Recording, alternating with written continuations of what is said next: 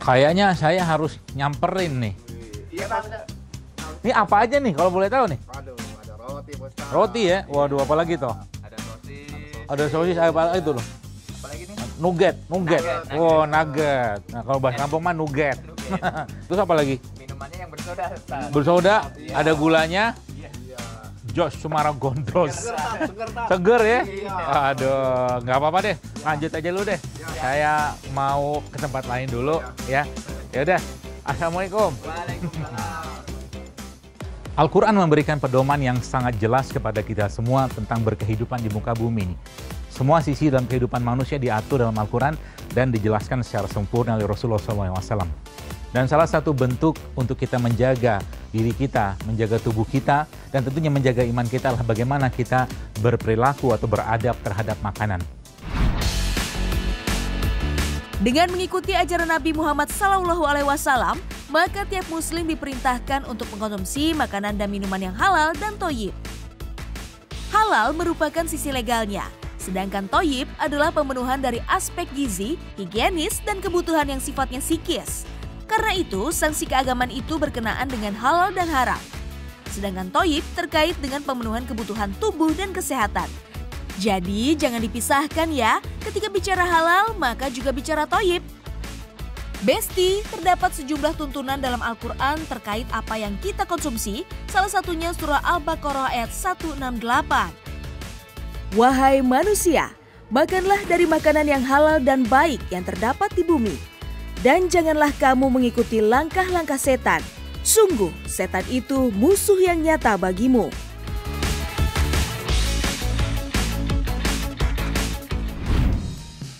Bicara tentang halal dan thayyib dalam Islam, sebenarnya perintah tentang halal dan thayyib itu sudah sangat banyak, seperti salah satu di surat Al-Baqarah ayat 198 yang Allah di situ memerintahkan kepada kita semua dengan ayat yang berbunyi atau mungkin artinya kurang lebih, wahai sekalian manusia, ya makanlah dari rezeki yang halal lagi baik di bumi ini, dan jangan kamu ikuti langkah-langkah syaitan karena sungguhnya syaitan adalah musuh nyata bagimu.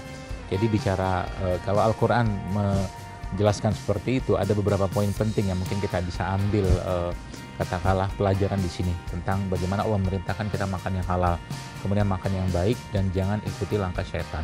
Artinya ada urusan katakanlah keterlibatan ya godaan-godaan syaitan dalam urusan makanan ya yang tadi Allah sebutkan tentang halal dan thayyiban tadi. Maka sebenarnya bagi kita seorang mukmin ya yang beriman kepada, tentunya kita beriman pada apa yang Allah perintahkan, maka konsep makan kita itu adalah halal dan thayyib.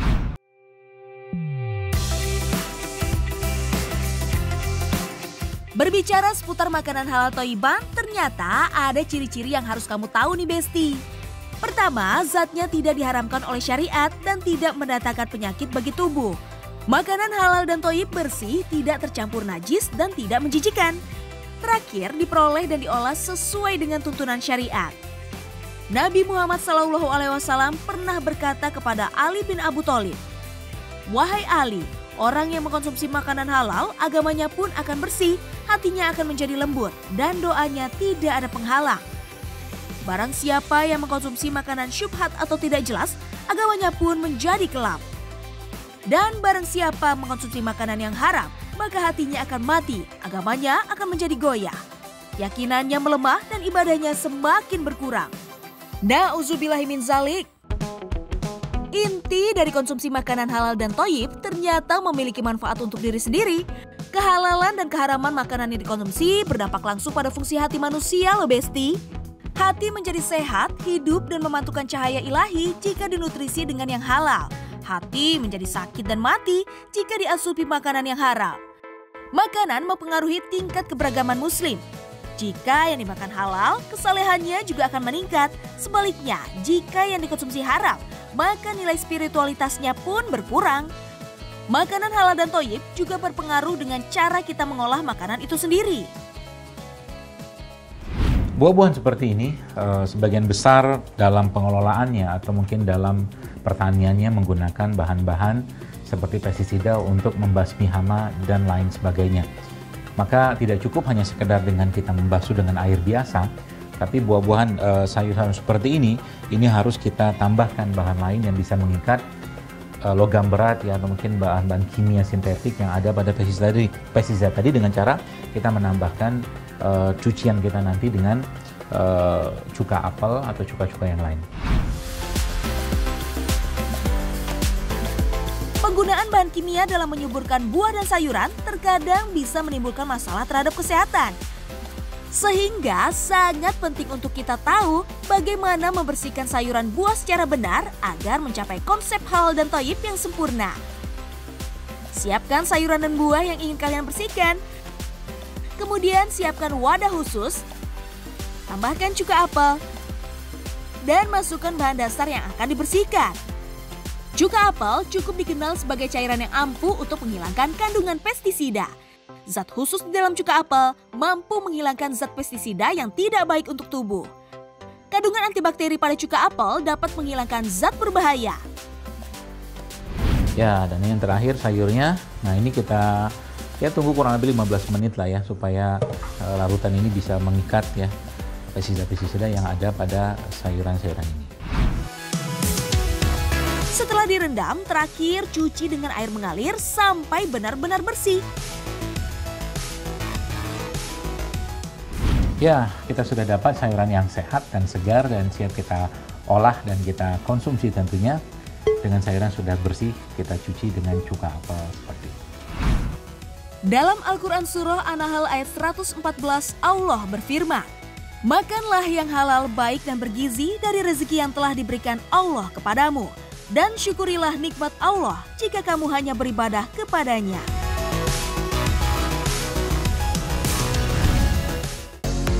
Ya, edukasi tentang makanan ini saya kira mungkin sudah saatnya kita mulai, terutama di keluarga muslim ya, atau mungkin rakyat Indonesia secara umum, karena saat ini berlimpahnya makanan-makanan yang tidak baik itu menuntut kita untuk memahami ya, katakanlah kaidah-kaidah tentang makanan sehat itu seperti apa.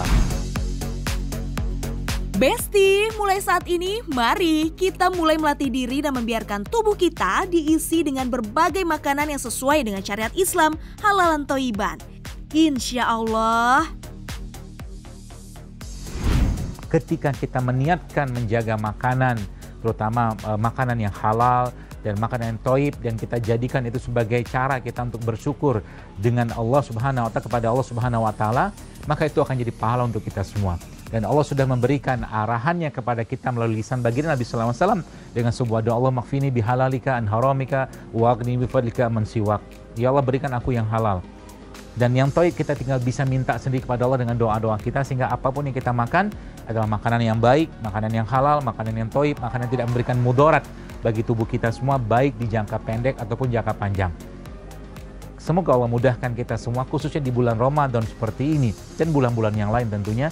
Allah mudahkan kita untuk mendapatkan makanan yang halal, makanan yang baik dan tidak berlebihan, dan makanan-makanan tadi betul-betul menjadi penguat untuk tulang-tulang kita, otot-otot kita, sendi-sendi kita untuk beribadah kepada Allah Subhanahu wa Ta'ala di bulan penuh kebaikan, keberkahan dan ampunan ini.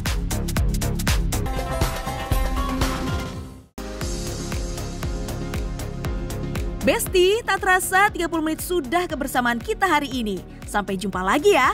Terus saksikan program Sehat ala Nabi pukul 1 siang waktu Indonesia Barat. Banyak tuntunan hidup sehat lain yang bisa kita teladani di Sehat ala Nabi. Wassalamualaikum warahmatullahi wabarakatuh.